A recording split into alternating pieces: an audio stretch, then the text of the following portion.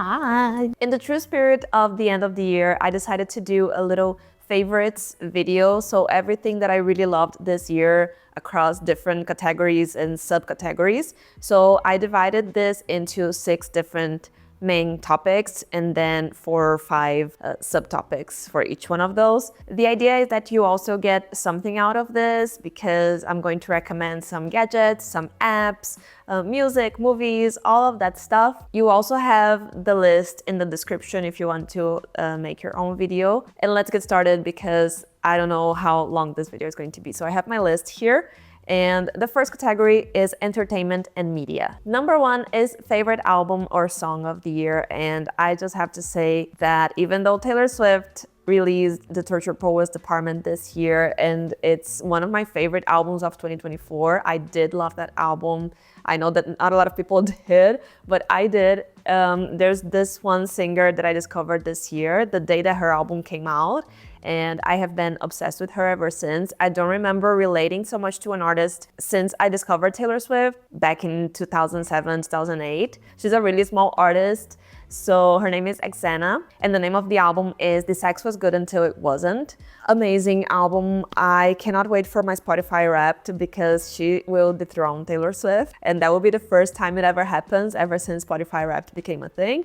I am obsessed with her. Her first album is also pretty good, but this one is just like next level pop rock, and I'm all here for it. And I have to say, you can judge an album by the cover. The reason why I decided to listen to her album in the first place, it was recommended to me by Apple Music. Their algorithm is not great, but they really got it right this time.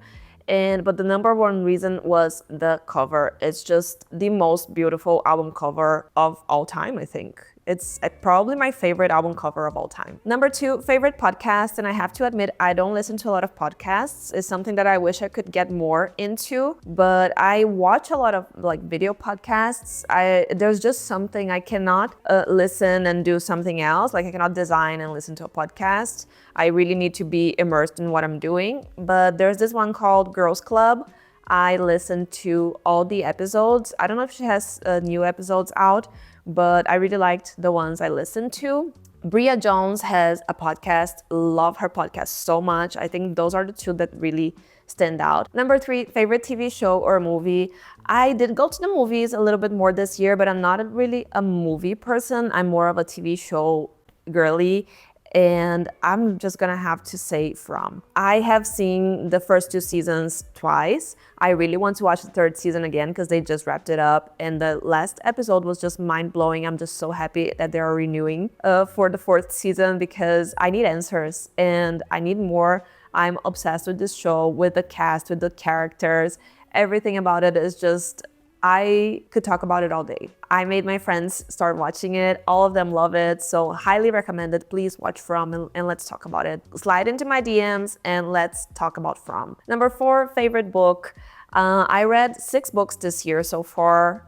I'm not really reading any right now, so I think that's gonna be it for the year. But I read JoJo's Over the Influence, and not JoJo Siwa, JoJo, your girl from Too Little Too Late. She's just one of my favorite singers ever since I was a teenager, and her book was just so eye-opening. It's a lot about the music industry, a lot of her upbringing, her family relationships, all of that, and I just saw so much of myself in that book and the way she handled a few things in her early 20s. It was just so relatable. She was so vulnerable and honest in that book. I love autobiographies and memoirs, all of that, so highly recommended. The 5th and last one in this category is favorite YouTube channel or creators. And to be honest, I have a lot of creators that I follow and love, so I'm going to mention YouTube channels because there are less that I watch regularly.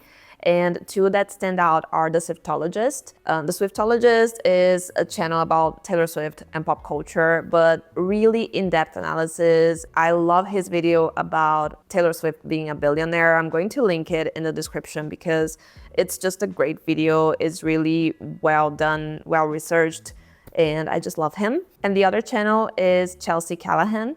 I think that's her last name. I hope I'm right. She's a woman in her 30s living by herself in New York City, and she lives with her 2 cats. I just love New York City, and I think I found her channel when I was going there for the first time, and ever since then I'm just hooked. Her channel is really great, and it's really like down to earth, real life stuff, which is also what I'm trying to bring into my channel, like just showing real life, real situations.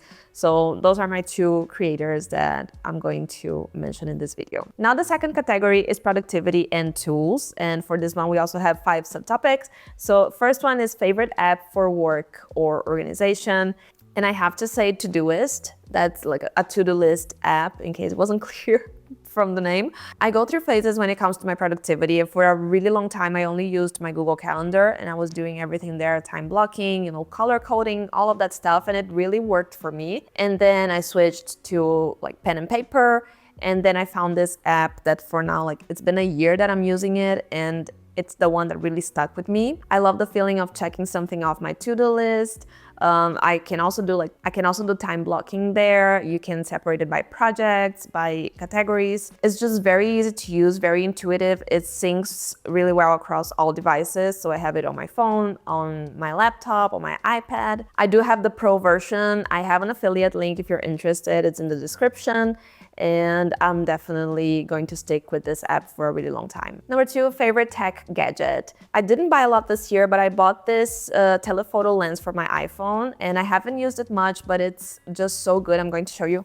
Telephoto smartphone lens. So this the brand is called Apexo. I think that's how you pronounce it. So you see, like it's pretty heavy, so you need like a tripod and a little like camera holder, like not camera holder, lens holder. And this is what it looks like. It's crazy. I'm gonna put a picture up here that I took of the moon because I'm obsessed with the moon. So yes, I love this brand. I have like a kit of theirs. It's like 11 lenses, like really small ones.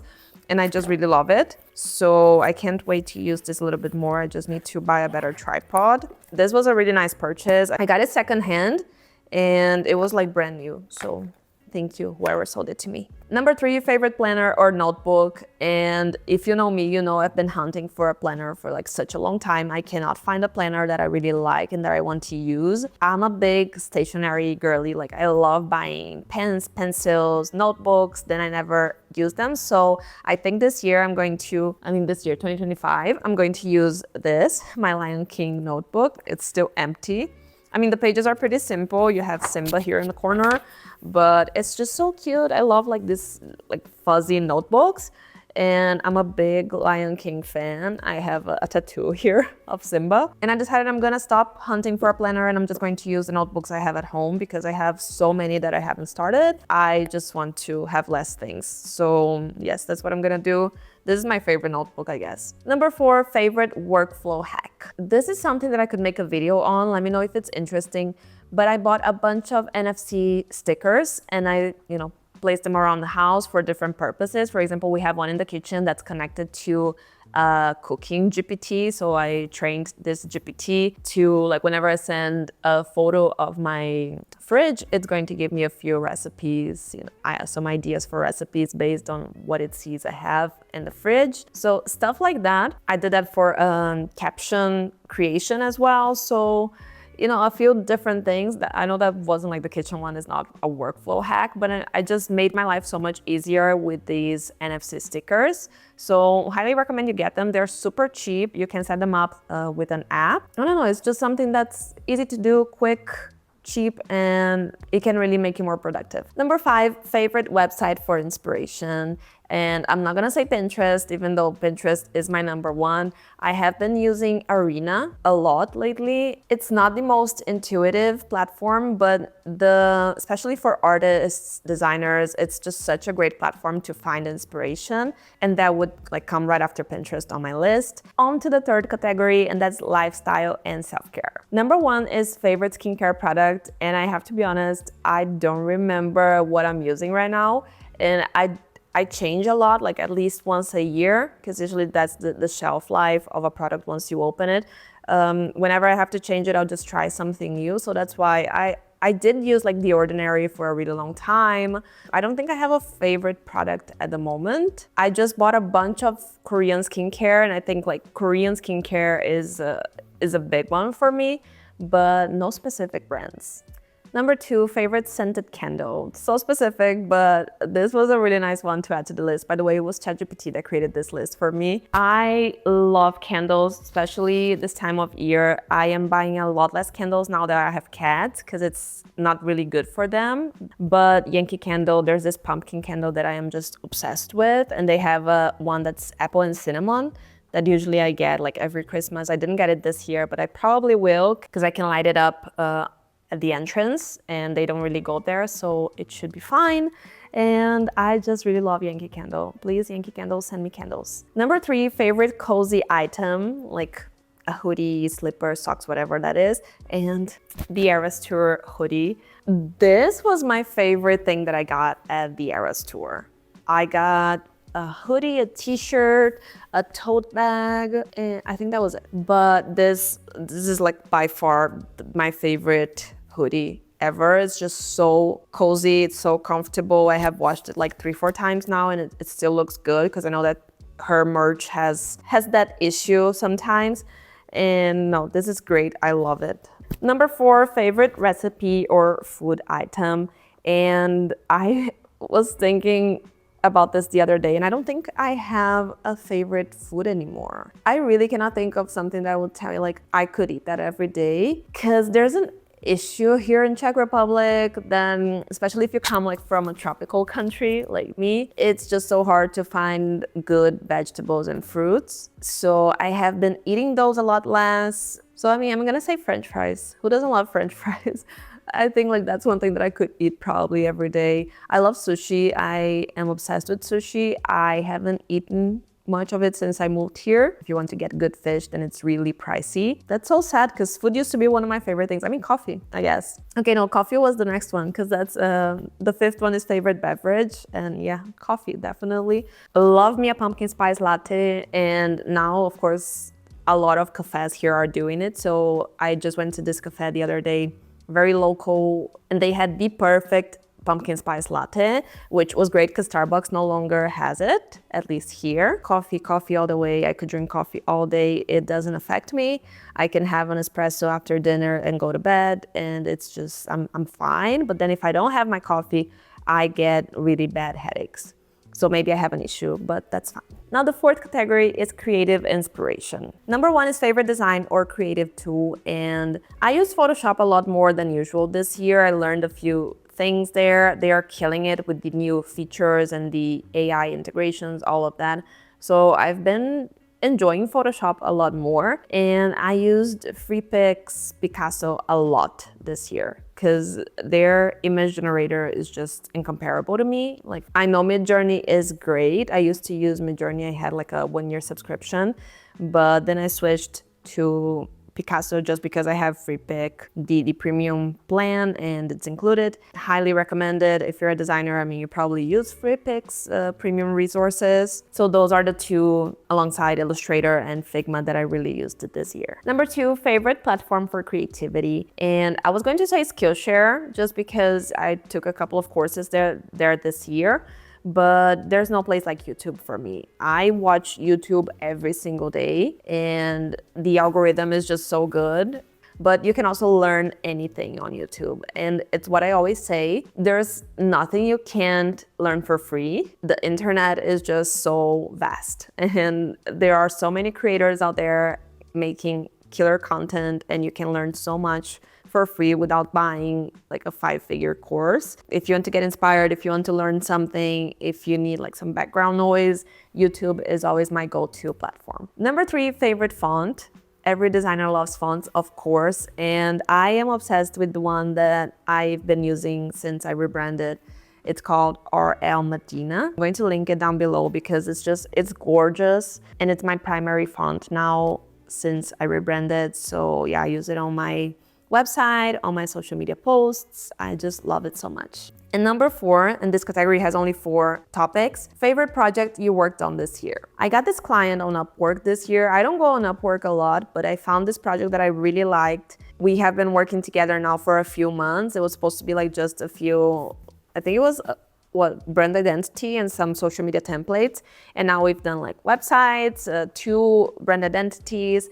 So it was a great project, and she gave me so much freedom to just create. The industries were industries that I really love working in. I'm going to put up one of them here because it's live already, but the other one is not live yet. That was probably one of my favorites this year. I'm trying to think if there was something else I worked on this year that I really, really liked, that really stood out for me. But that one, I just had so much freedom that I just have to choose it. The next category is personal growth. Favorite quote or affirmation. This was my wallpaper for such a long time, and it's the phrase, "You do not have enough information to panic about that yet."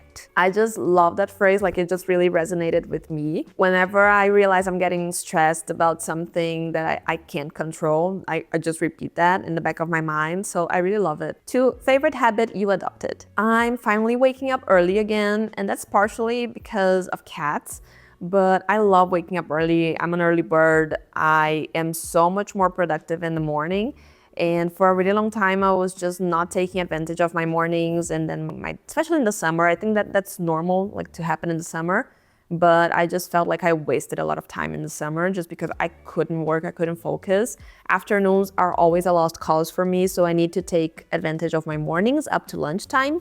And I'm waking up early again, like really, really early, like before 6 a.m. sometimes. Most days actually. I'm finally going to bed without having to watch something.